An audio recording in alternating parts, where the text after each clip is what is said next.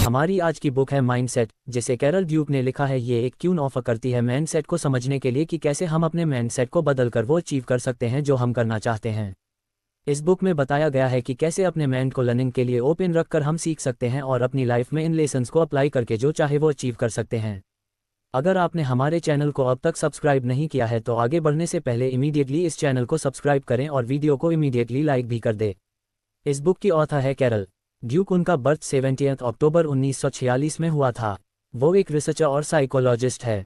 उन्होंने कई ऑर्गेनाइजेशन के साथ काम किया है। उनके रिसर्चेस को New York times, Washington post and the Boston globe में भी अप्रिशिएट किया गया है। उन्होंने माइंडसेट पर बहुत सारी बुक्स लिखी है। इस बुक में आप सीखोगे कि किस तरह से हमारे बिलीफ हमारे लाइफ को शेप कर देते हैं। आप देखोगे कि महान लोग, चाहे वो स्पोर्ट्स में हो, बिजनेस में या किसी और फील्ड में हो, वो रातों रात सक्सेसफुल नहीं हो गए। हो सकता है कि इनमें से कुछ लोग टैलेंटेड हों, बट सारे के सारे टैलेंटेड नहीं थे। उनका भी किसी वक्त फिक्स्ड माइंडसेट था। ग्रोथ माइंडसेट डेवलप करके उन्होंने ग्रेटनेस को अचीव किया। आप समझोगे कि क्या चीज़ एक पर्सन को दूसरे से अलग करती है। आप देखोगे कि कैसे माइंडसेट हमारी पूरी लाइफ की डायरेक्शन तय करते हैं। फिर चाहे नेगेटिव हो या पॉजिटिव, आप ये भी जानोगे कि कैसे एक पॉजिटिव माइंडसेट डेवलप किया जा सकता है। ये बुक बहुत सारे रिसर्च पर बेस्ड है। ऑथर ये भी बताते हैं कि किस तरह हम अपने माइंडसेट को पहचान कर उसको चेंज कर सकते हैं। So let us begin chapter 1 mindset. जब ऑथर एक यंग रिसर्चर थे तब वो लोगों के फेल्यूर पर रिसर्च करते थे कि कैसे लोग फेल्यूर को हैंडल करते हैं, उनसे डील करते हैं। उन्होंने एक स्कूल के स्टूडेंट को कुछ पुजल्स दिए। सॉल्व करने को स्टार्टिंग वाली पुजल्स काफ़ी इजी थी, बट अगले वाली थोड़ी हार्ड थी। अब जब स्टूडेंट्स थोड़ा परेशान हुए, ऑथर ने उनको नोटिस करना शुरू किया। ऑथर स्टूडेंट्स के बीच में डिफरेंस को एक्सपेक्ट कर रहे थे, बट उन्होंने जो दिखा उससे वो शॉक रह गए। हॉट पुजले का सामना करने के बाद एक स्टूडेंट्स खड़ा हुआ और बोला, मुझे ये चैलेंज में मज़ा आ रहा है। अगला स्टूडेंट भी खड़ा हुआ और उसने भी ऐसा ही कहा। ऑथर शॉक ढक गए क्योंकि उन्होंने ये एक्सपेक्ट नहीं किया था। हर एक का कोई रोल मॉडल होता है और अब ये बच्चे ऑथर के रोल मॉडल बन गए थे। अब ऑथर ये समझना चाहते थे कि किस किस माइंडसेट की वजह से बच्चों ने इस फेल्यूर को ऐसे गिफ्ट लिया। बच्चे इस फेल्यूर से डिस्करेज नहीं हुए। उन्होंने ये सीखा कि वो कुछ सीख रहे हैं। लोगों में इतना अंतर कैसे होता है। जब से ह्यूमनिटी की शुरुआत हुई है तब से लोग अलग अलग तरीके से सोचते हैं, अलग अलग तरीके से एक्ट करते हैं। सवाल यह है कि क्यों कुछ लोग ज़्यादा स्मार्ट होते हैं और बाकी कम, और क्या कुछ ऐसा है जिसने उनको परमानेंटली स्मार्ट बना दिया हो। कुछ एक्सपर्ट्स ने कहा कि ये फिजिकल स्ट्रक्चर की वजह से होता है, like size and shape of skull, genes etcetera. कुछ ने कहा कि जैसा आपका एनवायरनमेंट होता है आप वैसे बन जाते हैं। सेम टाइम कुछ साइंटिस्ट का कहना है कि आपकी कैपेबिलिटी उससे कहीं ज़्यादा होती है जितना कि आप सोचते हैं। आपका एनवायरनमेंट जो भी हो, एक्सपीरियंस और ट्रेनिंग से आप काफ़ी आगे जा सकते हैं, सक्सेसफुल हो सकते हैं। D2 माइंडसेट ऑथर कहते हैं कि उनके 30 साल की रिसर्च से उन्हें यह पता चला है कि आपका दुनिया को देखने का पॉइंट ऑफ व्यू आपकी लाइफ को डिटरमाइन करता है। बट ये कैसे होता है, कैसे एक सिंपल बिलीफ आपकी पूरी लाइफ को अफेक्ट करता है। आइए जानते हैं। आपका एक माइंडसेट हो सकता है जिसे हम फिक्स्ड माइंडसेट कहेंगे। ये माइंडसेट खुद को प्रूव करने की एक अर्जेंसी क्रिएट करता है। ये समझता है कि आपके पास फिक्स्ड अमाउंट होता है इंटेलिजेंस का, पर्सनैलिटी का, और आपको सक्सेसफुल होने के लिए इन चीज़ों का ज़्यादा होना ज़रूरी है। हम में से कई लोगों को बचपन से ही ये सिखाया गया है कि कैसे हमारे फ्रेंड्स हमसे ज़्यादा टैलेंटेड है, कैसे किसी का IQ लेवल हमसे ज़्यादा है। सब यही कहते हुए पाए जाते हैं कि स्मार्ट बनो, डम मत बनो। किसी ने एंजॉय और लर्निंग पर फोकस नहीं किया। हम हमेशा से ही ये चाहते रहे कि हम खुद को करियर में और में प्रूव कर सके। हर सिचुएशन में हमको हमारे इंटेलिजेंस, पर्सनैलिटी, कैरेक्टर के है होने को कंफर्म करना पड़ता है। हमारे लिए सिर्फ दो ही सिचुएशन रहती है, या तो सक्सेस या फेल्यूर। या तो हम स्मार्ट दिखेंगे या फिर डम, या तो हम एक्सेप्ट होंगे या फिर रिजेक्टेड। या तो हम जीतेंगे या फिर हम हारेंगे। दूसरा जो माइंडसेट है वो है ग्रोथ माइंडसेट। इस माइंडसेट के अकॉर्डिंग आप कुछ भी अचीव कर सकते हो, बस आपको थोड़ा हार्ड ट्राई करने की देर है, जोर लगाने की देर है। इस माइंडसेट के अकॉर्डिंग आप एफर्ट, स्ट्रैटेजी और दूसरों की मदद से बहुत कुछ अचीव कर सकते हो। हो सकता है कि कुछ लोग स्टार्ट में कम टैलेंटेड हो या कमज़ोर हो, बट हर कोई बदल सकता है और ग्रो कर सकता है अपने एक्सपीरियंस से सीखकर। जैसा कि आप देख सकते हैं कि सीखने के पैशन से कोई भी क्वालिटी डेवलप की जा सकती है। लोगों को क्यों ये साबित करने में एनर्जी वेस्ट की जाए कि आप कितने महान हैं। जब आप बेहतर बन सकते हैं तो क्यों अपनी छुपाई जाए जब आप उनको ओवरकम कर सकते हैं। क्यों ऐसे लोगों के साथ रहा जाए जो आपकी सेल्फ एस्टीम को हर्ट करते हैं, बजाय उनके जो आपको ग्रो करने के लिए इंस्पायर करते हो। क्यों किसी के प्रूफ किए हुए रास्ते पर चला जाए जब आप खुद नए रास्ते तलाश कर सकते हो। जब सब कुछ आपके फेवर में नहीं जा रहा हो तब भी अपने रास्ते पर चलने का जुनून एक ग्रोथ माइंडसेट का हॉलमार्क है। यही माइंडसेट है जो लोगों को मोस्ट चैलेंजिंग कंडीशन में भी अपने गोल को अचीव करने के लिए इंस्पायर करता है। Chapter 2 inside the mindset. जब ऑथर छोटी थी तब वो अपने फ्यूचर पार्टनर के बारे में सोचा करती थी। Toll handsome very successful. वो अपने करियर के बारे में भी सोचती थी कि एक ग्लैमरस करियर बट ज़्यादा हार्ड नहीं और ना ही रिस्की हो। जब ऑथर बड़ी वही रिस्की हो। जब ऑथर बड़ी हुई तो उन्होंने देखा कि उनका बॉयफ्रेंड बहुत अच्छा इंसान है जैसा कि उन्होंने सोचा था, बट अभी भी उसमें कुछ कमियां थी। उसकी जॉब में भी कांस्टेंट चैलेंजेस आते रहते थे। फिर भी ऑथर सेटिस्फाइड थी। क्यों? क्योंकि ऑथर ने अपना माइंडसेट चेंज कर लिया और ये सब उन्हें उनके काम करते वक्त सीखने को मिला। उन्होंने देखा कुछ स्टूडेंट्स अपनी एबिलिटी प्रूव करना चाहते थे जबकि कुछ स्टूडेंट्स अपनी एबिलिटी इंप्रूव करना चाहते थे। एक फिक्स्ड एबिलिटी को प्रूव करने की ज़रूरत होती है जबकि चेंजेबल एबिलिटी सीखकर डेवलप की जा सकती है। यहाँ से ऑथर को रियलाइज हुआ कि उनके पास कौन सा माइंडसेट था। उन्होंने ये रियलाइज किया कि जब आप अपना माइंडसेट चेंज करते हो तब आप एक नई दुनिया खोज लेते हो। इस वर्ल्ड में फेल्यूर का मतलब होता है कोई सेटबैक, कोई बुरी ग्रेड, कोई रिजेक्शन, और इन सब चीज़ों का मतलब होता है कि आप लायक नहीं हो। क्या सक्सेस सीखने का नाम है या ये प्रूफ करने का कि हम स्मार्ट है? जब हम छोटे बच्चे थे तब हमने हमारी लाइफ के सबसे मुश्किल काम सीखे थे, जैसे अपने पैरों पर चलना और बोलना। बच्चे गलतियों की परवाह नहीं करते, वो चलते हैं, गिरते हैं, फिर खड़े होते हैं, फिर कोशिश करते हैं। क्या चीज़ इस लर्निंग को रोक देती है? जैसे ही बच्चे बड़े होकर चीज़ों को समझने लगते हैं वो नई चीज़ों को ट्राई करने में डरने लगते हैं और यही डर हमारा माइंडसेट बनता है। आपकी प्रायोरिटीज़ क्या है? अगर आपको चूज़ करना पड़े आप क्या चूज़ करोगे, सक्सेस या चैलेंजेस, या फिर किस टाइप के रिलेशंस आप चाहते हैं? ऑथर ने कुछ लोगों पर एक्सपेरिमेंट किया। फिक्स्ड माइंडसेट वाले लोगों ने कहा रिलेशनशिप जो उन्हें कंफर्ट फील कराए, उनको परफेक्ट फील कराए, ऐसा पार्टनर जो उन्हें पूजे। जबकि ग्रोथ माइंडसेट वाले लोगों ने कहा रिलेशनशिप जो उन्हें बेहतर बनाने में उनकी हेल्प करे, उन्हें चैलेंज करे, एक बेहतर इंसान बनने के लिए, नई चीज़ें सीखने के लिए उनको एनकरेज करें। माइंडसेट हमारे एफर्ट का मीनिंग चेंज कर देता है। जब हम बच्चे थे तब हम सब ने एक स्टोरी सुनी थी, एक खरगोश और एक कछुए की कहानी, जिसमें खरगोश हार जाता है और कछुआ काफ़ी स्लो होने के बाद भी जीत जाता है क्योंकि वो कंसिस्टेंटली और चलता रहता है। अब आप ये सोचिए, क्या हम इसे कोई भी कछुआ बनना चाहता है? नहीं, हम सब खरगोश बनना चाहते हैं जो कि थोड़ा क्लेवर हो, थोड़ी छोटी नींद ले, थोड़ा स्ट्रेटेजली काम करे, क्योंकि सबको पता है जीतने के लिए आपको आगे आकर रिस्पॉन्सिबिलिटी तो लेनी ही पड़ेगी, इम्प्रूवमेंट तो करना ही होगा। इस टाइप की स्टोरीज़ के साथ प्रॉब्लम यह है कि ये स्टोरीज़ एथर और सिचुएशन को रिसेंबल करती है। या तो आप टैलेंटेड है या फिर आपको ज़्यादा एफर्ट लगाना होगा। ये हमें फिक्स्ड माइंडसेट की ओर ले जाता है, जैसे एफर्ट सिर्फ उन लोगों के लिए है जो कमज़ोर है या कम टैलेंटेड है। लोग हमेशा आपसे कहते रहते हैं अगर आपको किसी चीज़ के लिए मेहनत करनी पड़ रही है, इसका मतलब यह है कि आपने वो एबिलिटी ही नहीं है, या फिर उन लोगों के पास सब कुछ आसानी से आ जाता है जो जीन्स होते हैं। दूसरी तरफ ग्रोथ माइंडसेट वाले लोग मानते हैं कि जीनियस लोगों को भी कुछ अचीव करने के लिए मेहनत की ज़रूरत पड़ती है, और बात जब एफर्ट्स की आती है, एफर्ट टेरिफाइंग होते हैं।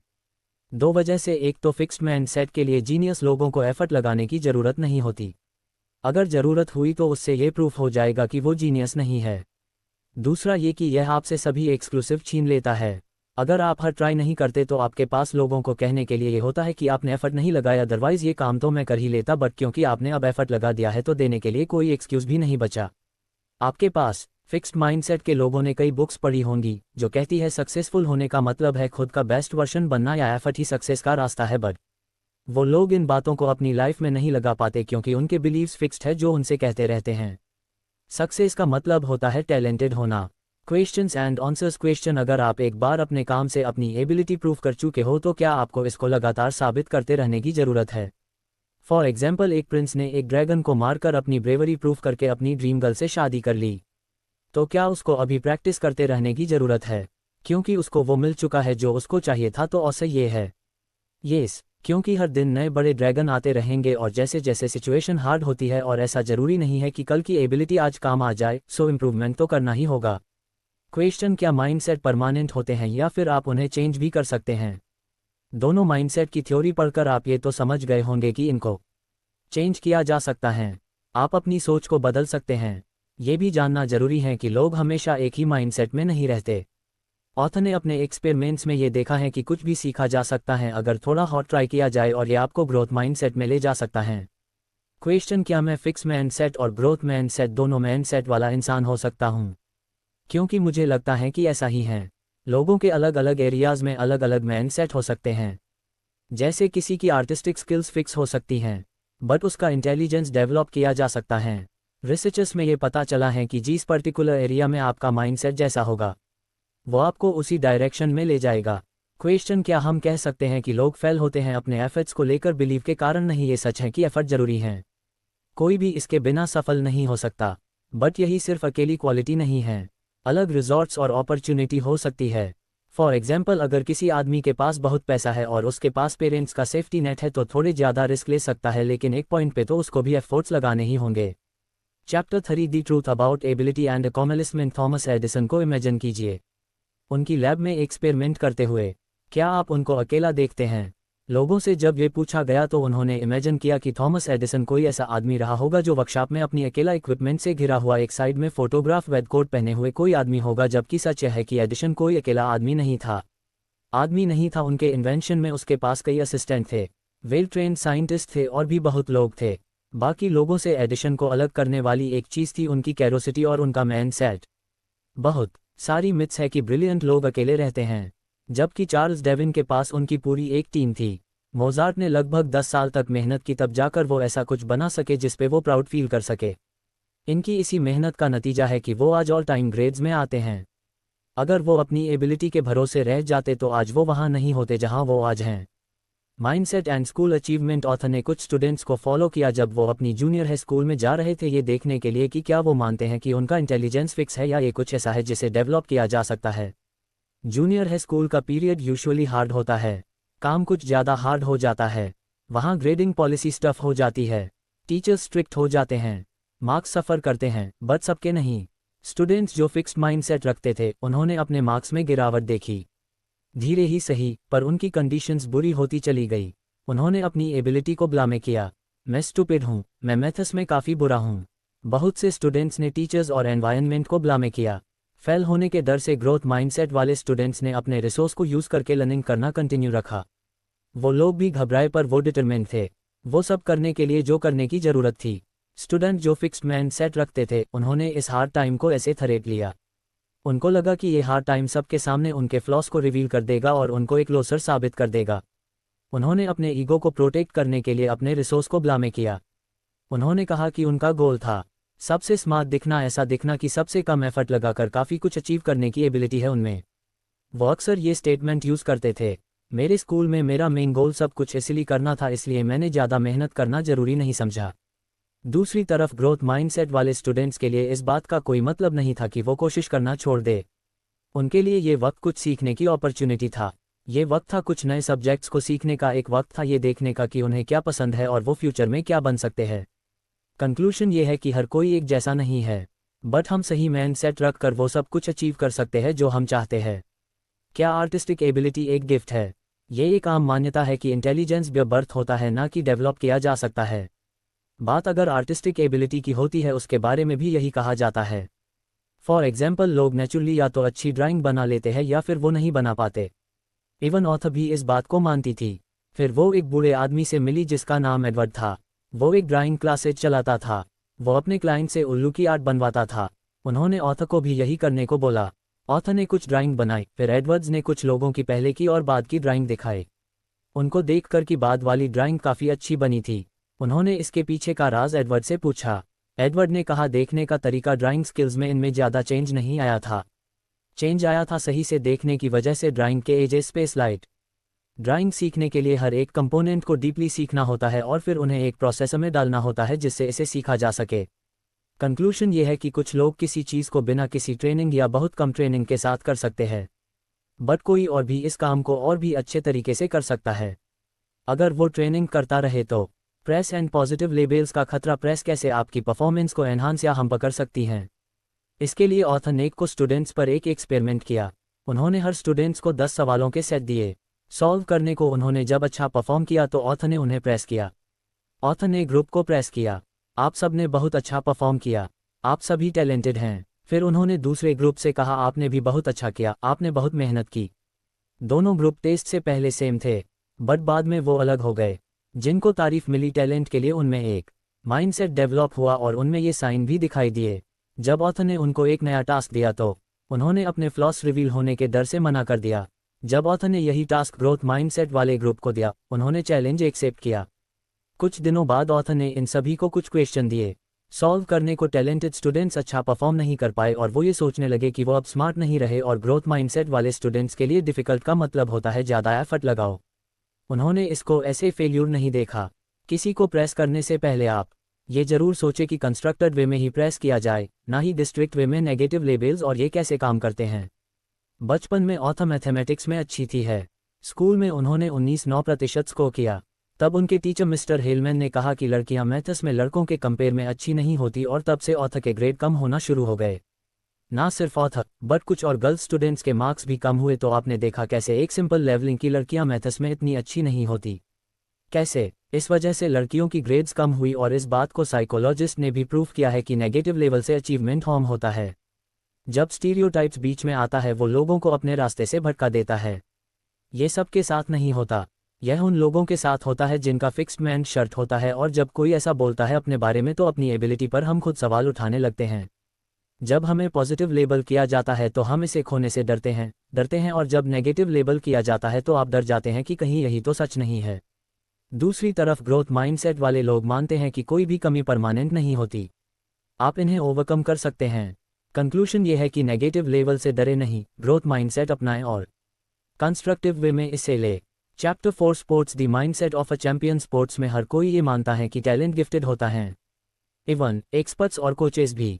वो ये मानते हैं कि एथलीट जैसी फिजिक्स होना, एथलीट के जैसे मूव करना, ये सब नेचुरल होता है। यहाँ एक स्टोरी है बेसबॉल प्लेयर बिली बीन की। वो एक एक्सेप्शनल प्लेयर थे। सब लोग उसे एक नेचुरल, टैलेंटेड और फ्यूचर स्टार की तरह देखते थे। बट जैसे ही वो भेजा टूर्नामेंट में गया, उसकी परफॉर्मेंस डिक्लाइन होने लगी। क्या बिली ने अपनी प्रॉब्लम्स को एक कंस्ट्रक्टिव वे में देखा और से निकाला? नहीं, ऑफ कोर्स नहीं, क्योंकि ये एक फिक्स्ड माइंडसेट की स्टोरी है। वो ये सोचा करता था कि नेचुरल टैलेंट को कोई भी एफर्ट की ज़रूरत नहीं है, एफर्ट दूसरों के लिए है। बिली अपने ही टैलेंट के जाल में फंस गया था।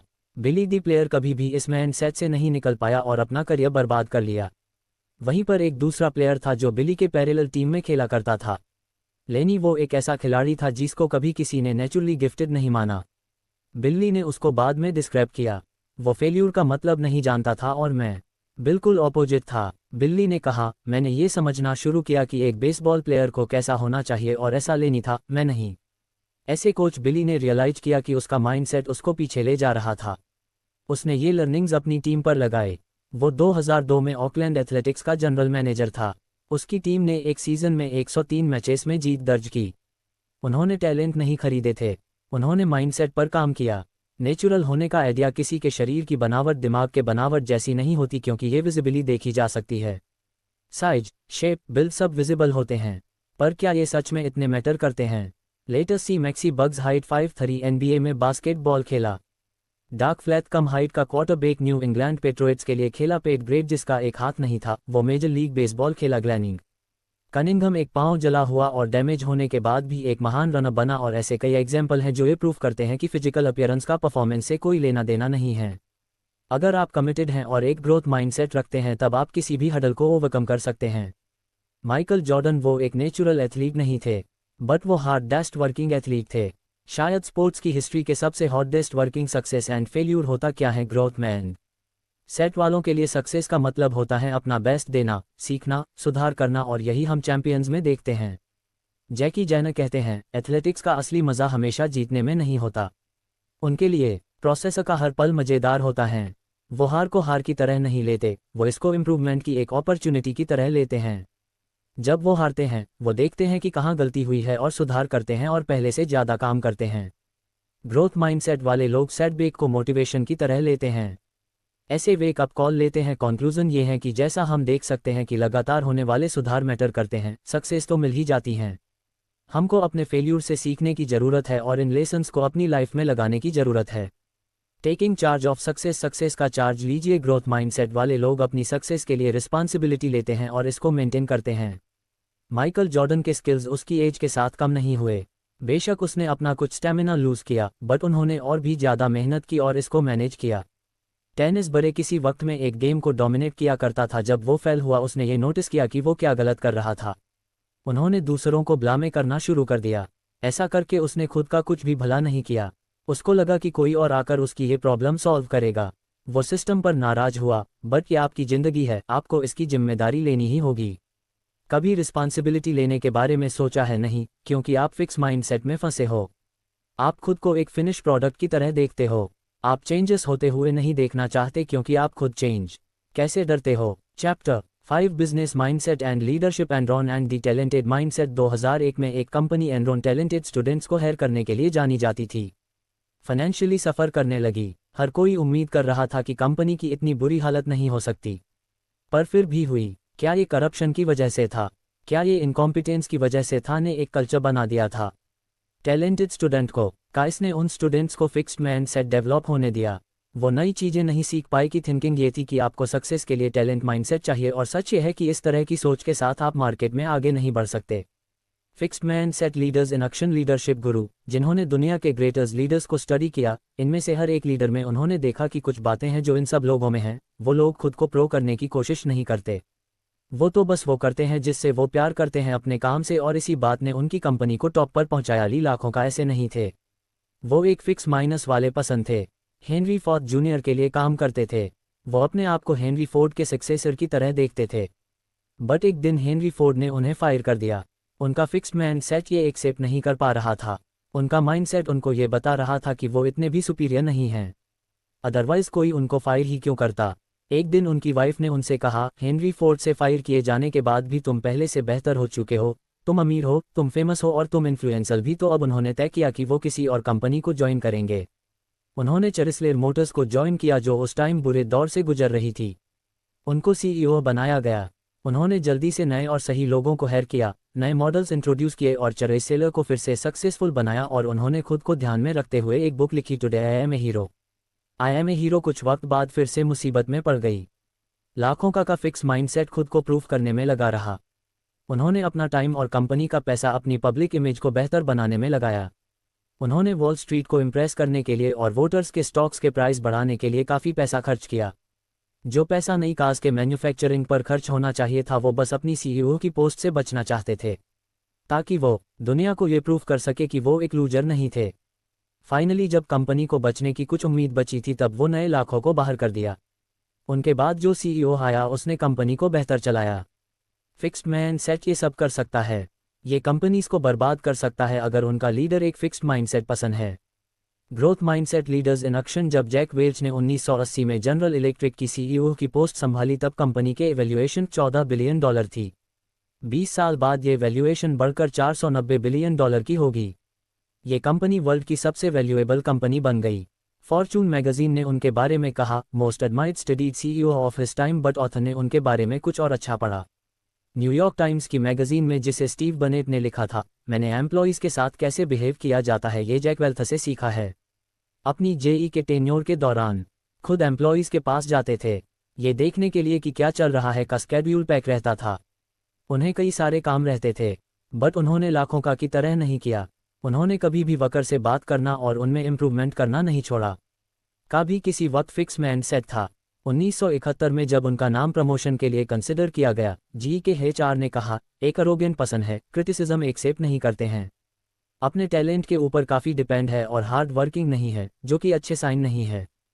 फॉर्चुनली जब सक्सेस उनके सर चढ़ी, उन्होंने इसको एक वेकअप कॉल की तरह लिया। उनके एक्सपीरियंस से उन्होंने सीखा कि वो एक गाइड है, ना कि एक जेज। उन्होंने रियलाइज किया कि लोगों को कंपनी से बाहर करना सही नहीं है। उनकी मिस्टेक्स को इम्प्रूव करके उनको ऊपर ले जाना ज़्यादा ज़रूरी है, और उनकी इन टैक्टिक्स ने जी को आज वहाँ पहुँचा दिया जहाँ वो आज है। चैप्टर 6 माइंडसेट इन लव और नॉट। रिलेशनशिप के स्मूथ चलते रहने के बारे में आप क्या सोचते हैं? ये कभी भी स्मूथ नहीं चलती। ये रास्ते डिसअपॉइंटमेंट्स और हॉट ब्रेक से भरे पड़े हैं। कुछ लोग इन डिसअपॉइंटमेंट्स को दिल पर ले लेते हैं और फ्यूचर में भी सेटिस्फाइड रिलेशनशिप नहीं बना पाते। इसके लिए ऑथर ने 100 लोगों पर एक एक्सपेरिमेंट किया और उनसे अपना कोई बुरा एक्सपीरियंस शेयर करने को कहा। लोगों ने अपनी स्टोरी सुनाई। वहाँ पर दोनों माइंडसेट के लोग थे। जब फिक्स्ड माइंडसेट के लोगों से पूछा गया, उनको जेज फील हुआ और रिजेक्टेड भी उनका सबसे बड़ा होता है। अपने एक्स लेवल से बदला लेना ग्रोथ माइंडसेट वाले लोगों के लिए ये समझने के बारे में होता है कि वो माफ़ करते हैं और आगे बढ़ जाते हैं। आल्थो वो भी हट फील करते हैं, बट फिर भी वो इससे सीखते हैं। वो इसको एक सीख की तरह लेते हैं क्योंकि हर रिलेशनशिप आपको कुछ सिखाती हैं और सही पार्टनर ढूंढने में आपकी मदद करती हैं। Mindsets following in love. अभी तक हमने देखा है कि फिक्स्ड माइंडसेट वाले लोग सोचते हैं कि आपकी क्वालिटीज फिक्स्ड माइंडसेट होती है, बट रिलेशनशिप में 3 फैक्टर्स होते हैं, आपका पार्टनर और आपकी रिलेशनशिप। फिक्स्ड माइंडसेट के लिए ये तीनों ही फैक्टर्स परफेक्टली अलाइंड होनी चाहिए। बट ग्रोथ माइंडसेट वाले लोग ये मानते हैं कि आप हमेशा क्वालिटी और कैरेक्टर डेवलप कर सकते हो, खुद में, अपने पार्टनर में और अपने रिलेशनशिप में। फिक्स माइंडसेट वाले लोग 2 तरह से सोचते हैं, अगर आपको अपनी रिलेशन पर काम करना पड़े तो ये रिलेशनशिप परफेक्ट नहीं है। इन लोगों के साथ एक समस्या ये है, इनको लगता है सब चीज़ें ऑटोमेटिकली ठीक हो जाएंगी रिलेशनशिप में प्रॉब्लम्स होने का। वो ये मतलब लगाते हैं कि उनका पार्टनर फेथफुल नहीं है। The partner is an fixed mindset वाले लोगों के साथ ये प्रॉब्लम होती है कि जब भी रिलेशनशिप में कोई प्रॉब्लम आती है, वो अपने पार्टनर को दुश्मन के तरह ट्रीट करने लगते हैं। जब इनके लिए और चीज़ें काम नहीं कर रही होती है तो वो किसी और को ब्लामे नहीं कर सकते, बट जब रिलेशनशिप ठीक से काम नहीं कर रही होती है, वो अपनी पार्टनर को ब्लामे करते हैं। 6 मंथ्स वाले लोगों के लिए किसी को माफ़ करना कितना मुश्किल होता है। वो लेबल फील करते हैं जब कोई उनको रिजेक्ट कर देता है, बट जब वो अपने पार्टनर को अच्छे पसंद की तरह देखते हैं तो अपनी रिलेशनशिप में वो खुद को बुरा मानने लगते हैं। वो ये सोचते हैं कि अगर मेरा पार्टनर अच्छा पसंद है तो फिर ये रिलेशनशिप शायद मेरी ही वजह से प्रॉब्लम में है। यही पेरेंट्स के केस में भी होता है। जब पेरेंट्स सपोर्टिव होते हैं फिर भी बच्चे अच्छा परफॉर्म नहीं कर पाते तो वो ये सोचने लगते हैं कि मेरे पेरेंट्स तो सपोर्टिव है, फिर भी अगर मैं अच्छा नहीं कर पा रहा हूं तो इसमें ज़रूर ही मुझ में कोई कमी होगी। कंपटीशन हूँ इज दी ग्रेटेस्ट। रिलेशनशिप में अगर आपके पास एक फिक्स्ड माइंडसेट है तो आप खुद को प्रूव करना चाहते हैं अपने पार्टनर के सामने, ऐसे में अपने पार्टनर के साथ कंपटीशन करने लगते हैं। कौन ज़्यादा स्मार्ट है, टैलेंटेड है और लाइकेबल है। सुजैन का बॉयफ्रेंड सोचता था कि वो सबका अटेंशन ग्रैब कर लेती है हर एक पार्टी में और वो खुद को इन्फीरियर फील करता था। उन लोगों ने एक कॉन्फ्रेंस अटेंड की, वहाँ उन्होंने देखा कि सब लोग सुजान को प्रेस कर रहे हैं। मार्टिन चढ़ गया। पार्टी फिनिश होने के बाद जब ये दोनों कार में बैठे तब भी ड्राइवर ने सुजैन की ही तारीफ की। मार्टिन और चढ़ गया। लुकली मार्टिन ज़्यादा कॉम्पिटिटिव नहीं था, अदरवाइज सिचुएशन वज हो सकती थी और यहाँ पर फिक्स्ड माइंडसेट ये बात एक्सेप्ट नहीं कर पाता कि आपका पार्टनर आपसे बेहतर है। Developing in relationship. जब लोग रिलेशनशिप में होते हैं उनको अक्सर ऐसा पार्टनर मिलता है जो उनसे अलग होता है। वो ये सीख नहीं पाते कि डिफेंस के साथ कैसे डील करना है। एक अच्छी रिलेशनशिप में लोग ऐसे स्किल्स डेवलप करते हैं, दोनों पार्टनर एक साथ ग्रो करते हैं और रिलेशनशिप बेहतर हो जाती है। Chapter 7 parents, teachers and coaches, where do mindsets come from. जब पेरेंट्स से पूछा गया तो उन्होंने हमेशा ये कहा, हम अपने बच्चों को ग्रोथ होते हुए देखना चाहते हैं। हम ऐसा कुछ भी नहीं करेंगे जिससे उनकी स्टडी या लाइफ को नुकसान हो। बट क्या ये सच है? लेटेस्ट सी कई पेरेंट्स अपने बच्चों के लिए कहते हैं कि उनकी क्वालिटीज़ परमानेंट है और दूसरे बच्चे ब्रिलियंट हैं पर उनका बच्चा नहीं है। दूसरी तरफ पेरेंट्स तारीफ में कहते हैं कि तुम अच्छी प्रोग्रेस कर रहे हो और हम इससे खुश हैं। यहीं से वो फिक्स माइंडसेट और ग्रोथ माइंडसेट अडॉप्ट करना शुरू कर देते हैं। टीचर्स और कोचेस भी सेम वे में स्टूडेंट्स को ट्रीट करते हैं। Parents and teachers messages about success and failure. तुमने ये सब जल्दी सीख लिया, तुम बहुत स्मार्ट हो, तुम बहुत टैलेंटेड हो, तुमने अच्छा कर दिखाया। इतना कम पढ़ने के बाद भी क्या ये मैसेजेस सपोर्टिव नहीं हैं? बिल्कुल हैं, बट ज़रा इसकी दूसरी साइड देखिए। अगर मैं कोई और चीज़ जल्दी से सीख नहीं पाता, इसका मतलब मैं स्मार्ट नहीं हूँ। अगले किसी टेस्ट में अगर मैं हार्ड वर्क से अच्छे मार्क्स नहीं लाता हूँ तो मैं टैलेंटेड नहीं हूँ। ऐसे सपोर्टिव मैसेजेस भी बच्चों को फिक्स माइंडसेट की तरफ धकेल देते हैं और वो टैलेंट के साथ और भी ज़्यादा ऑब्सेस हो जाते हैं। रेशुरिंग चिल्ड्रेन। कैसे बच्चे को किसी टेस्ट या परफॉर्मेंस के पहले सिक्योर फील करवाया जाए। बच्चों को उनके टैलेंट के बारे में रेअश्योर करना बैकफायर कर सकता है। वो इस बात से डरेंगे कि कहीं वो अच्छा परफॉर्म नहीं कर पाए तो लोग उनको लेस टैलेंटेड समझेंगे। अक्सर पेरेंट्स कहते हैं, देखो तुम स्मार्ट हो इसलिए फिक्र करना बंद करो, तुम्हें पता है तुम अच्छा परफॉर्म करोगे। वो सपोर्टिव है बट साथ ही साथ डिस्ट्रिक्ट भी। क्या ये एक तरीका हो सकता है? हर कोई हमको जेज करेगा बट हम नहीं करेंगे। हमें खुशी है कि तुमने सीखा और तुम अभी भी सीख रहे हो। Constructive criticism. More about failure messages. हमने ये कई बार सुना है कंस्ट्रक्टिव क्रिटिसिज्म, बट क्या हम सच में कंस्ट्रक्टिवली क्रिटिसाइज करते हैं? कंस्ट्रक्टिव मीन्स किसी बच्चे की हेल्प करना, किसी प्रॉब्लम को सॉल्व करने में, एक बेटर पर्सन बनने में। या 2 एग्जाम्पल है, बेटे मुझे बहुत बुरा लगता है जब तुम अपना काम फिनिश नहीं करते, तुम कब तक ये काम फिनिश कर लोगे? या फिर बेटे क्या कुछ ऐसा है जिसे समझने में मैं तुम्हारी मदद कर सकता हूँ? क्या तुम चाहते हो तुम्हारा असाइनमेंट समझने में मैं तुम्हारी हेल्प करूँ? आपने देखा कि किस रग कंस्ट्रक्टिव क्रिटिसिज्म किया जा सकता है और ऐसे पेरेंट और एस बिग हमें यही करना चाहिए। Mindset can be A life and death matter. Parents अपने बच्चे का हमेशा भला चाहते हैं, बट कभी कभी इनको मुसीबत में भी डाल देते हैं। यहाँ एक स्टोरी है सुजन की। उसके पेरेंट्स आते थे कि उनकी लड़की हार्वर्ड बिजनेस स्कूल जाए, बट सुजन को साइंस में इंटरेस्ट था और उसके पेरेंट्स के प्रेशर की वजह से वो डिप्रेशन में चली गई। इस वजह से कभी कभी उसकी ग्रेड्स A+ आ जाती, पर कभी कभी F ही रह जाती। ऐसी सिचुएशन बच्चों को सुसाइड टेंडेंसी की तरफ भी ले जाती है। What make a great teacher. कई टीचर्स सोचते हैं कि अपने पढ़ाने के स्टैंडर्ड को लो करके वो स्टूडेंट्स को बेहतर समझा सकते हैं और इससे स्टूडेंट्स को सक्सेसफुल फील होगा, बट ये चीज़ काम नहीं करती है। स्टैंडर्ड लोअर करके आप सिर्फ कम एजुकेटेड स्टूडेंट्स बना रहे होते हैं। अच्छे टीचर विश्वास करते हैं ग्रोथ में और वो लर्निंग के बारे में सोचकर रोमांचित होते हैं और स्टूडेंट्स में भी यही माइंडसेट डेवलप करते हैं। Chapter 8 changing mindset A workshop the nature of change. जब ऑथर अपनी फर्स्ट गेट में थी, उसकी फैमिली नए टाउन में मूव कर गई। वहाँ के स्टूडेंट्स और माहौल अथॉर से अनफमिलियर थे। स्टूडेंट्स उनसे काफ़ी आगे थे। टीचर्स आए और उनसे एक लेटर लिखने को कहा। सब स्टूडेंट्स ने लेटर लिखे, बट ऑथर को पता नहीं था कि क्या करना है। अपने फिक्स माइंडसेट के चलते वो पूछ भी नहीं सकी।